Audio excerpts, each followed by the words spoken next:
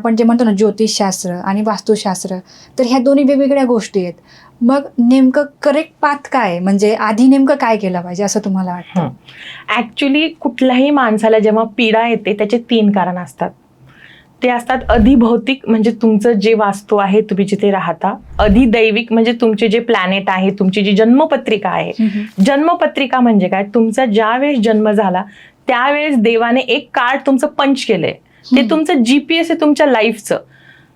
त्यामध्ये जसं तुमचा दुसरा भाव असतो पैशांचा, तर तुम्ही काय केल्याने तुम्हाला पैसे मिळणार, बरोबर? हे झालं की तुम्हाला का पीडा होणार. एक आहे अधिभौतिक, दुसरा आहे अधिदैविक, तुमची जन्मपत्रिका आणि माणूस स्वतः. कारण आपली प्रत्येक माणसाची जी जडणघडण असते ती आयुर्वेद सगळ्यांना माहीतच आहे.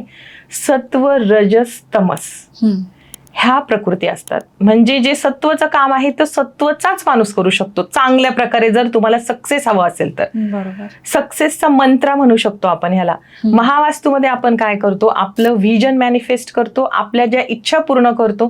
तो समन्वय आहे तुमची प्रकृती, तुमचं घर आणि तुमच्या घराला बॅलन्स करायचं तुमच्या जन्मपत्रीप्रमाणे. संपूर्ण व्हिडिओ बघण्यासाठी द सारिका शो या यूट्यूब चॅनलला आत्ताच भेट द्या.